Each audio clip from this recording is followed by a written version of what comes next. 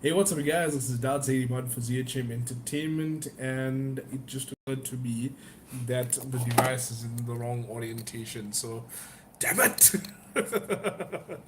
Okay, so that's how it starts. One second, one second, one second. So let's try that. Okay, so now it's in the right orientation, right?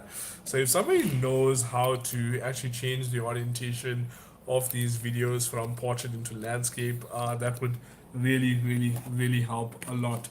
So yeah, anyway, now I need to try to adjust this tripod that I modified and basically do it all over again. Okay, now I'm in this thing. Hey, what's up, you guys? So this is DarthZadyBun for ZHM Entertainment, and I am about to do a live review. So this is a piece that I unboxed a few moments ago. I realized that unboxing takes a fair amount of time, but this is the Gentle Giant mini bust. It's the modern Thor. So yeah, pretty cool piece. Very happy with it. So yeah, a little bit of background. So my friend Monty van Beek, Monty, how's it, my man? So he was getting rid of this because it had some damage to it. So I'll just show you.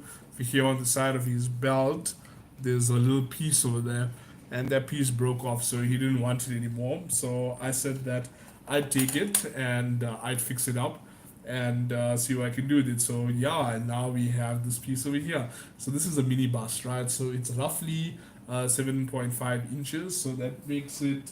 I don't have my measuring tape here in my office, so I decided to spend my just so you know, I decided to spend my lunch break chatting to the world out there. So it's roughly about 19 centimeters, right? Yeah. So 19 centimeters that way, and about 22 centimeters across. So yeah, pretty nicely sized one, pretty decent one indeed. So yeah, so this is a cold cast porcelain one, I think. It's a I'm just reading over here. So it's the first time I'm getting one of these. I've never actually owned one of these products before. So I'm just looking at the box here on the side. It doesn't have too many details about what it's made of and whatnot, but it feels like cold cast porcelain, right? So yeah. But anyway, as is always the case with a review of this nature, we will consider the two essential elements. That of course being the aesthetics and the age factor. So let us take it by the numbers. Now, when I talk about aesthetics, I mean the overall visual appeal of the piece. And as you can see, this is a very nice looking one indeed. It's a little bit heavy.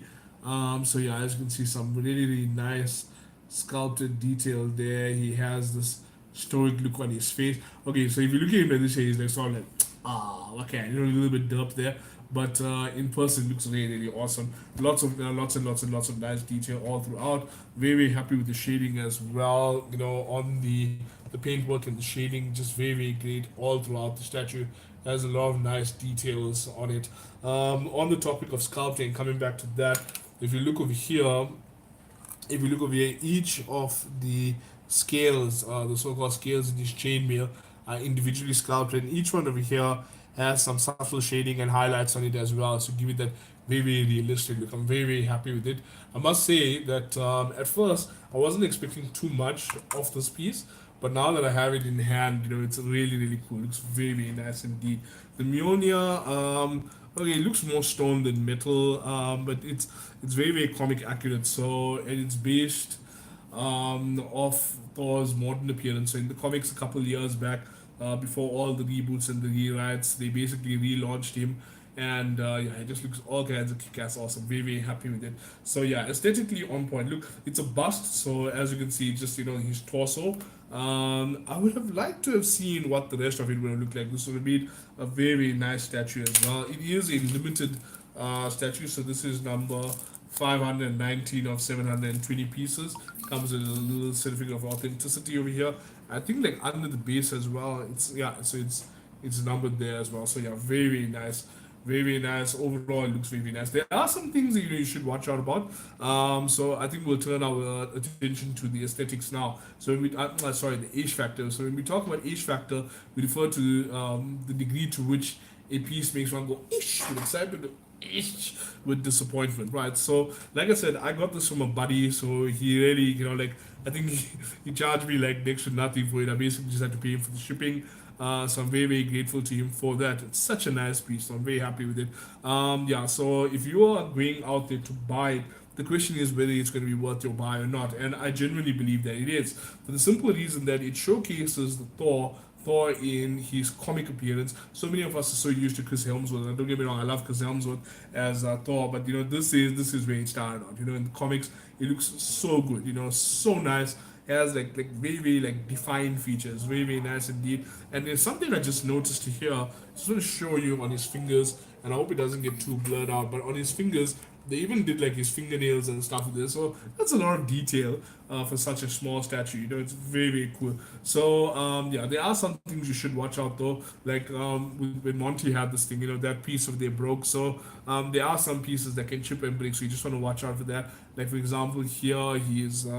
The feathers on his helmet, the fingers are prone to breaking, possibly the Mjolnir as well as the cape. Now, what's really cool about the cape, I just want to take a second to go back to that. It's very, very dynamic. It has all these swirls and flourishes on it, but that is also prone to breakage as well. So you do want to watch out for that. And here at the back with his hair, once again, you also see the really cool paint job over there with some subtle shading, highlighting all of that as well. But again, you just got to watch out there because some of these locks might break out. So on the whole, I would have to say that it's a pretty cool figure. I'm very, very happy to have it. Thank you so much, Monty. Thanks so much once again. This will go on display over there with the other stuff from our office. And yeah, it does elicit an exotic ish. And if you come across one at a good price, then you should possibly consider getting it.